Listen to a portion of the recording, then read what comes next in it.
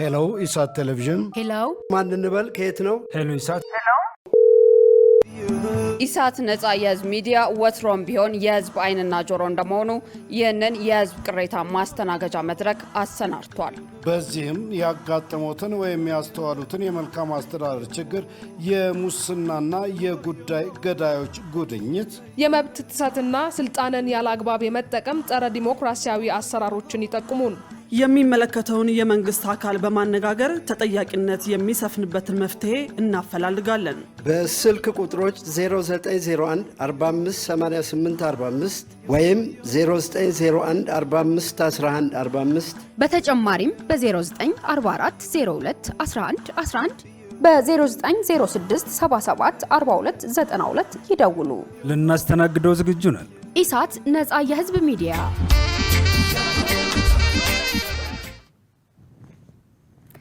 ሰላም ጤና ይስጥልን ተመልካቾቻችን፣ ከኢሳት ነፃ የህዝብ ሚዲያ የሰዓቱ ዜናዎች ተጀምረዋል። ከዘገባዎቹ ጋር ገነዘዘው ነኝ፣ አብራችሁ ቆዩ። ለሰባተኛው ጠቅላላ ምርጫ የፖለቲካ ፓርቲዎች ነፃ የአየር ሰዓትና የጋዜጣ አምድ ድልድል ይፋ ሆነ። በተያያዘም የፖለቲካ ፓርቲዎች የተሰጣቸው ነፃ የአየር ሰዓት በኃላፊነት ለታለመለት ዓላማ ማዋል ይጠበቅባቸዋል ተብሏል። መሰረት ባዩ ተጨማሪ አላት።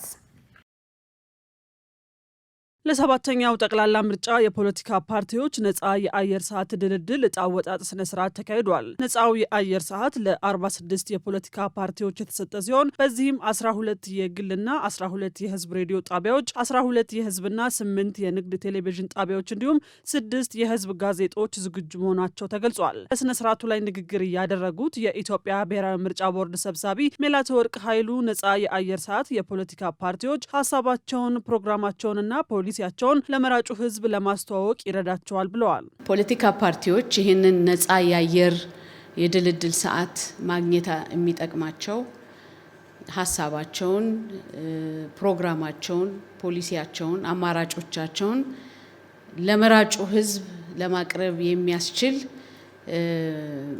መድረክና አግባብ በመሆኑ በአግባቡ ተጠቅመው አስፈላጊውን የሆነ ቅስቀሳ፣ አስፈላጊ የሆነውን ፕሮግራማቸውን የማስተዋወቅ ስራ ይሰሩበታል ተብሎ ይታሰባል።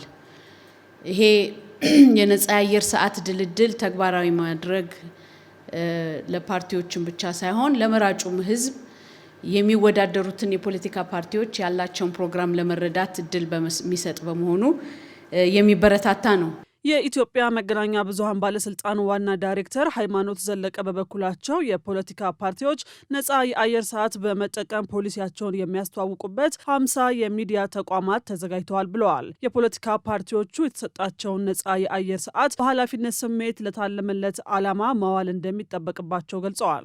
የምረጡኝ ቅስቀሳ የሚውል በሬዲዮ 782.5 ሰዓት፣ በቴሌቪዥን 513.45 ሰዓት፣ በጋዜጣ 576 ኮለም ያዘጋጀ ሲሆን ይህን አገልግሎት እንዲሰጡም 50 የመገናኛ ብዙሃን ተቋማትን ዝግጁ የማድረግ ስራ አከናውኗል። ለሰባተኛው አገራዊ ምርጫ የተመደበው የአየር ጊዜ ለስድስተኛው አገራዊ ምርጫ ከተመደበው ጋር ሲነጻጸር የ10 በመቶ ብልጫ ይኖረዋል። በዚህም መሰረት ተወዳዳሪ የፖለቲካ ፓርቲዎችና የግል እጩ ተወዳዳሪዎች የሀገራችንን ህገ መንግስት፣ የመገናኛ ብዙሃን ህጎችን፣ የቅስቀሳ ስነ ምግባር ደንቡን እና ሌሎች ህጎችን እንዲሁም የማህበረሰቡን ባህልና እሴት አክብረው ቅስቀሳቸውን ማከናወን እንደሚጠበቅባቸው በዚህ አጋጣሚ ለማስታወስ እወዳለሁ። የምርጫ ቦርድ ምክትል ሰብሳቢ ተስፋዬ ንዋይ እንደገለጹት ከአጠቃላይ የአየር ሰዓትና አምድ ውስጥ 40 በመቶ ለሁሉም ፓርቲዎች እኩል ተከፋፍሏል ብለዋል። ቀሪው 60 በመቶ ደግሞ ፓርቲዎች ባቀረቧቸው አጠቃላይ እጩዎች፣ የአካል ጉዳተኞች እጩዎች፣ የሴት እጩዎችና የሴት አካል ጉዳተኛ እጩዎች ብዛት ላይ ተመስርቶ በተዘጋጀ ቀመር መከፋፈሉን ተናግረዋል። ፖለቲካ ፓርቲዎች የግል እጩዎች የያዟቸውን ፕሮግራሞች፣ የያዟቸውን ሀሳቦች ለመራጩ ህዝብ እኩል በሆነ ሁኔታ ማስተላለፍ እንዲችሉ ፍትሃዊ ውድድር እንዲኖር ለማድረግ ነፃ የአየር ሰዓት ድልደላ መሰጠት መቻል አለበት። ይሄ ነፃ የአየር ሰዓት ድልደላው የሚከናወንበት አግባብም ግልጽነትን ማዕከል ያደረገ፣ ቀመሮችን ማዕከል ያደረገ ስለሆነም ያንን የተከተለ ከሆነ የነፃ የአየር ሰዓት ድልደላው ፍትሃዊ ድልደላ ተደርጓል ሊያስብል ይችላል። ነፃው የአየር ሰዓት ከመጋቢት 23 ቀን ጀምሮ እስከ ግንቦት 19 ቀን 2018 ዓ.ም ባሉት 40 ቀናት ጥቅም ላይ እንደሚውል የተገለጸ ሲሆን ቀሪዎቹ 4 ቀናት ደግሞ ድምጽ ከመሰጠቱ በፊት መራጩ ህዝብ የሚመክርባቸው የአርምሞ ቀናት ይሆናሉ ተብሏል። የአየር ሰዓቱ በቅዳሜና በእሁድ እንዲሁም በበዓላት ቀናት እንደማይሰጥ በስነ ስርዓቱ ላይ ተገልጿል። ኢትዮጵያ ከ13.1 ቢሊዮን ዶላር በላይ የኢንቨስትመንት ስምምነት ተፈራረመች። በአራተኛው የኢትዮጵያ ኢንቨስትመንት ከፍተኛ የንግድ ፎረም ማጠቃለያ ላይ ከ13.1 ቢሊዮን የአሜሪካ ዶላር በላይ ካፒታል ያስመዘገቡ ስምምነቶች መፈረማቸውን የገንዘብ ሚኒስትሩ አቶ አህመድ ሺዴ አስታውቀዋል። ሚኒስትሩ በመዝጊያው መርሃ ግብር ላይ እንደገለጹት በፎረሙ ዋዜማ ከተከናወኑ 17 የኢንቨስትመንት ድርድር መካከል 7ቱን በስኬት በማጠናቀቅ ፊርማው ተካሂዷል። ስምምነቶቹ የተከናወኑት በግብርና፣ በማኑፋክቸሪንግ፣ በማዕድን፣ በታዳሽ ኃይል፣ በመሰረተ ልማት፣ በቱሪዝምና በዲጂታል ኢኮኖሚ ዘርፎች ሲሆን ከ13.1 ቢሊዮን የአሜሪካ ዶላር በላይ የተመደበ የኢንቨስትመንት ካፒታል ይዘው የቀረቡ ናቸው ብለዋል። መንግስት እነዚህን የኢንቨስትመንት ቃል ኪዳኖች በፍጥነት ወደ ተግባር ለመለወጥና ባለሀብቶች ወደ ስራ እንዲገቡ አስፈላጊውን ድጋፍ ለማድረግ ቁርጠኛ መሆኑን ተናግረዋል። ይህም በሀገሪቱ እየተተገበረ ካለው የማክሮ ኢኮኖሚ ማሻሻያና የግሉ ዘርፉን ለማበረታታት ከሚከናወኑ ስራዎች ጋር የተያያዘ መሆኑን አመልክተዋል ሲል ኢዜአ ዘግቧል።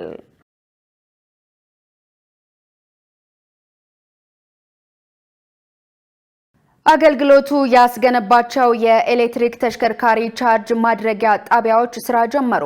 የኢትዮጵያ ኤሌክትሪክ አገልግሎት በአዲስ አበባ ከተማ በ170 ሚሊዮን ብር ወጪ ያስገነባቸውን 3 የኤሌክትሪክ ተሽከርካሪ ቻርጅ ማድረጊያ ጣቢያዎች አስመርቀው አገልግሎት አስጀምሯል። የኢትዮጵያ ኤሌክትሪክ አገልግሎቱ ዋና ዳይሬክተር ኢንጂነር ጌቱ ገረመው ጣቢያዎቹን መርቀው በከፈቱበት ወቅት እንደገለጹት በሀገሪቱ የኤሌክትሪክ ተሽከርካሪዎች ቁጥር በከፍተኛ ሁኔታ እየጨመረ ቢመጣም የቻርጅ ማድረጊያ ጣቢያዎች እጥረት አንዱ ትልቅ ፈተና ሆኖ ቆይቷል። ይህንን ችግር ለመቅረፍ ተቋሙ በመላው ሀገሪቱ 40 የኤሌክትሪክ ቻርጅ ማድረጊያ ጣቢያዎችን ለመገንባት በ10 ሚሊዮን ዶላር በጀት እቅድ ይዞ እየተንቀሳቀሰ ይገኛል። በመጀመሪያው ምዕራፍ በአዲስ አበባ 32 እንዲሁም በሌሎች ከተሞች 8 ጣቢያዎች ለመገንባት ታቅደው ወደ ስራ የተገባ ሲሆን ዛሬ የተመረቁት 3 ጣቢያዎች የዚሁ ትልቅ ፕሮጀክት አካል ናቸው። በቀጣይም በአጭር ቀናት ውስጥ የሌሎችን 3 ጣቢያዎች ግንባታ አጠናቆ ለአገልግሎት ለማብቃት በትኩረት እየሰራ መሆኑን ዋና ዳይሬክተሩ አስረድተዋል። የጣቢያዎቹ መስፋፋት የኤሌክትሪክ ተሽከርካሪ ተጠቃሚዎችን ከማበረታቱም በላይ ሀገሪቱ የጀመረችውን የአረንጓዴ ኢኮኖሚ ግንባታ ስትራቴጂ ይበልጥ ውጤታማ ያደርገዋል ተብሏል። በሁለተኛው ምዕራፍ ደግሞ በቢሾፍቱ፣ በሞጆ፣ በባቱ፣ በአዳማ፣ በሻሸመኔና በሐዋሳ ከተሞች ተመሳሳይ ጣቢያዎች እንደሚገነቡ በመድረኩ ተገልጿል።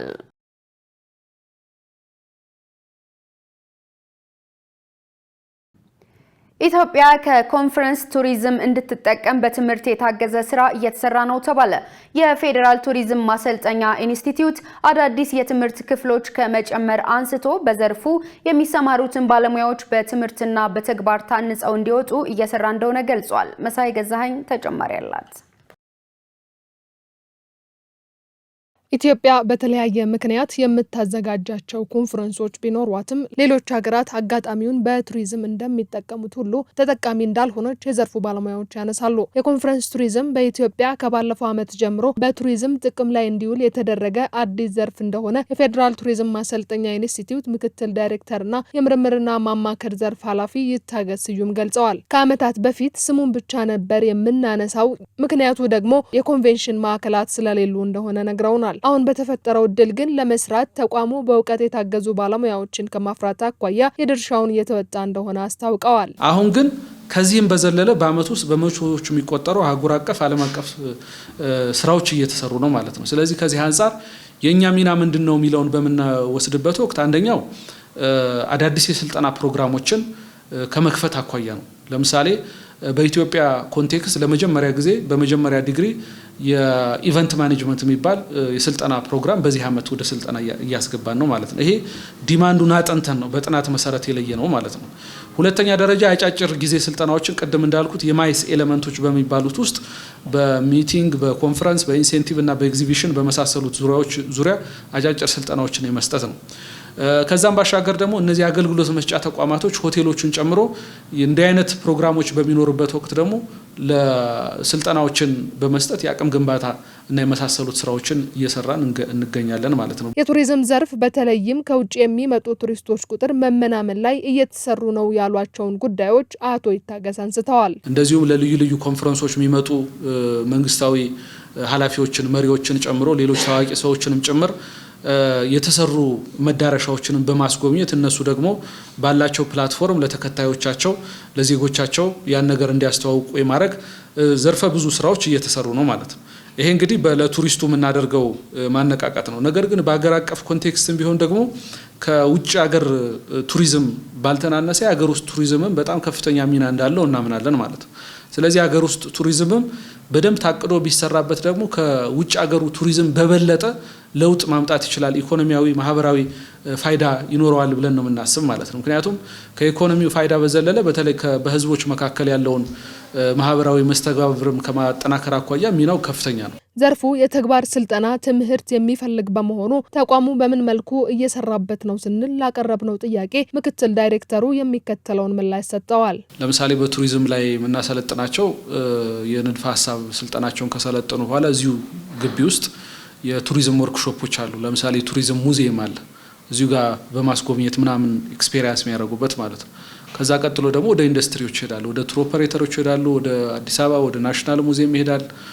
እንደዚህም ደግሞ አዲስ አበባ ውስጥ ስታብሊሽ ወደ ተደረጉ መዳረሻዎች ይሄዳሉ፣ እዛው ኤክስፔሪያንስ ያደርጋሉ። ከአዲስ አበባ ውጭ ደግሞ ወደ ዋና ዋና የቱሪስት መዳረሻዎች ሄደው በደንብ ያን ነገር ፕራክቲስ ያደርጋሉ ማለት ነው። በተመሳሳይ ወደ ሆቴል ዘርፍን በምንመጣበት ወቅት ወርክሾፖች አሉ።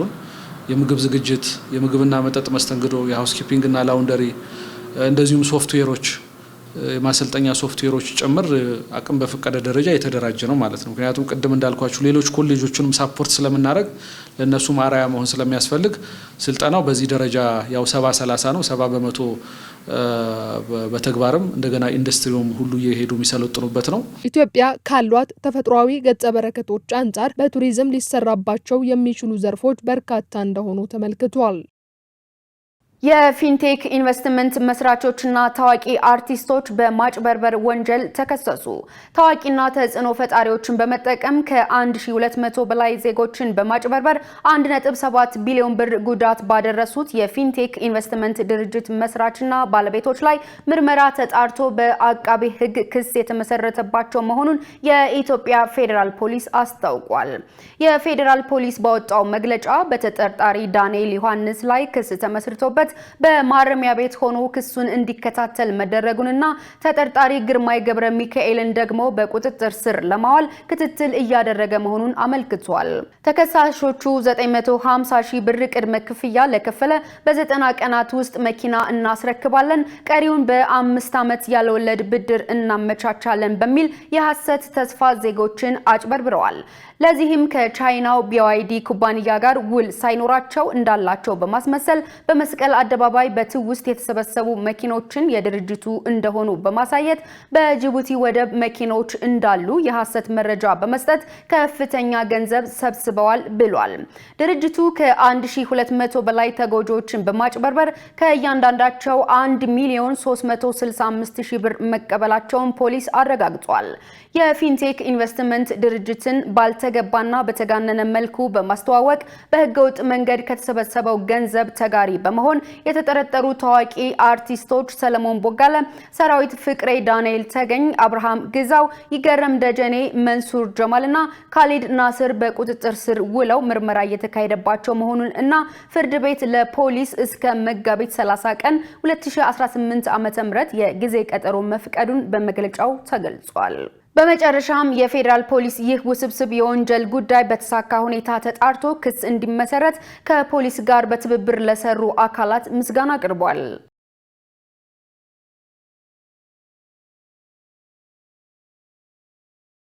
የተከበራችሁ ተመልካቾቻችን ከኢሳት ነጻ የህዝብ ሚዲያ ወደ እናንተ የሚደርሱ የሰዓቱ ዜናዎች አሁንም እንደቀጠሉ ናቸው።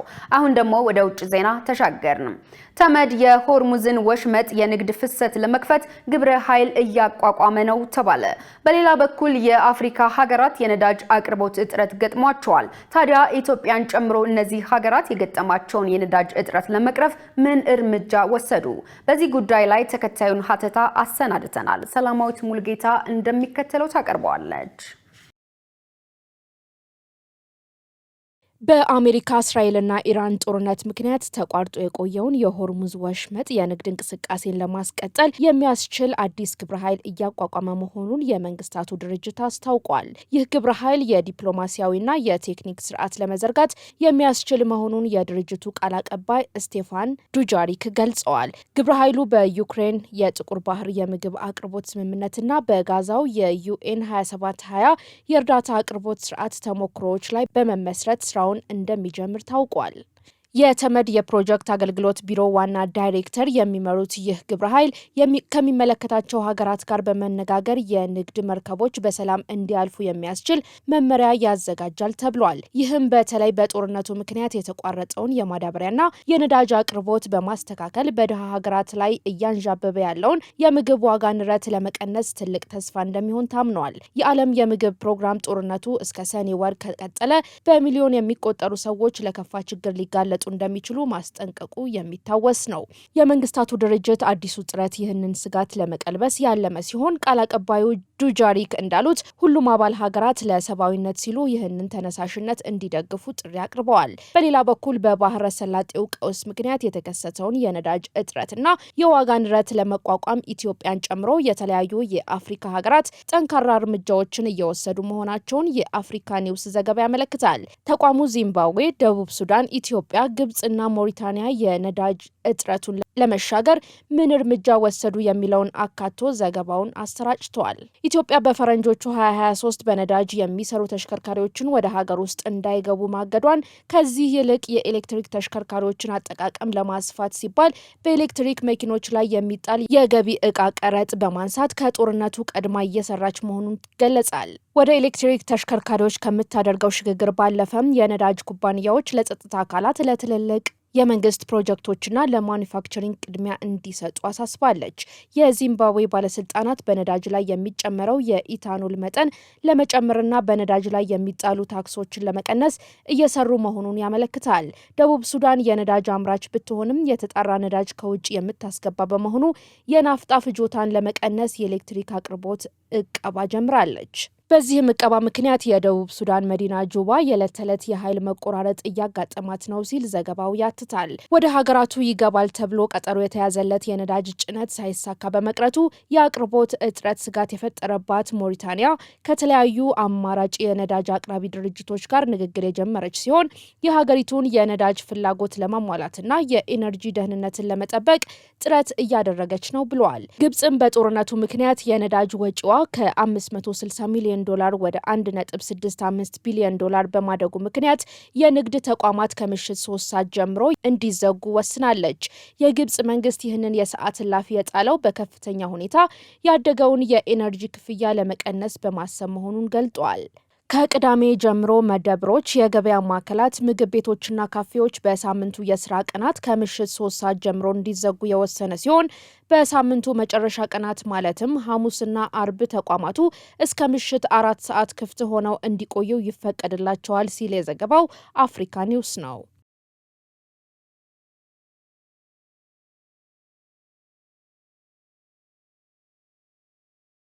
የአሜሪካው ፕሬዝዳንት ዶናልድ ትራምፕ ኔቶ ለኢራን ጦርነት የሰጠውን ምላሽ ተቹ። ፕሬዝዳንት ዶናልድ ትራምፕ የሰሜን አትላንቲክ ጦር ቃል ኪዳን ድርጅት ኔቶ ለኢራን ጦርነት በሰጠው ያልተገባ ምላሽ እጅግ ማዘናቸውን ተናግረዋል። በዚህም ፕሬዝዳንቱ አሜሪካ በኢራን ላይ የጀመረችውን ወታደራዊ እርምጃ ተከትሎ አጋር ሀገራት በቂ ድጋፍ እያደረጉ አይደለም በሚል ቅሬታቸውን አሰምተዋል። ይህም በዋሽንግተንና በምዕራባውያን አገሮቿ መካከል ያለውን ዲፕሎማሲያዊ ልዩነት ይበልጥ አጎልቶታል እየተባለ ነው።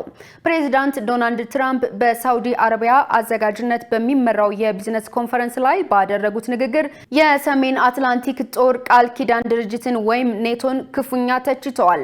በዚህም ኔቶ የወረቀት አንበሳ ነው ብዬ ሁልጊዜ እናገራለሁ። እኛ ሁልጊዜ ኔቶን እንረዳለን፣ እነሱ ግን እኛን በፍጹም አይረዱንም ብለዋል። ይህ በእንዲህ እንዳለ ቢሊዮነሩ ኤለን መስክ በፕሬዝዳንት ትራምፕና በህንድ ጠቅላይ ሚኒስትር ናሬንድራ ሞዲ መካከል የመካከለኛው ምስራቅን ቀውስ አስመልክቶ በተደረገው የስልክ ውይይት ላይ መሳተፋቸው ተዘግቧል። መስክ ምንም አይነት የመንግስት የስራ ድርሻ በሌለው ሁኔታ በሁለት የሀገር መሪዎች መካከል በሚደረገው ወታደራዊና ዲፕሎማሲያዊ ውይይት ላይ መገኘታቸው ያልተለመደና አነጋጋሪ ሆኗል መባሉን ዘ ኢንዲያን ኤክስፕረስ ዘግቧል። የተከበራችሁ ተመልካቾቻችን ከኢሳት ነጻ የህዝብ ሚዲያ ወደ እናንተ ሲደርሱ የነበሩ የሰዓቱ ዜናዎች በዚሁ ተጠናቀዋል። ከዘገባዎቹ ጋር ገነት ዘዘው ነበርኩ። ሰናይ ጊዜ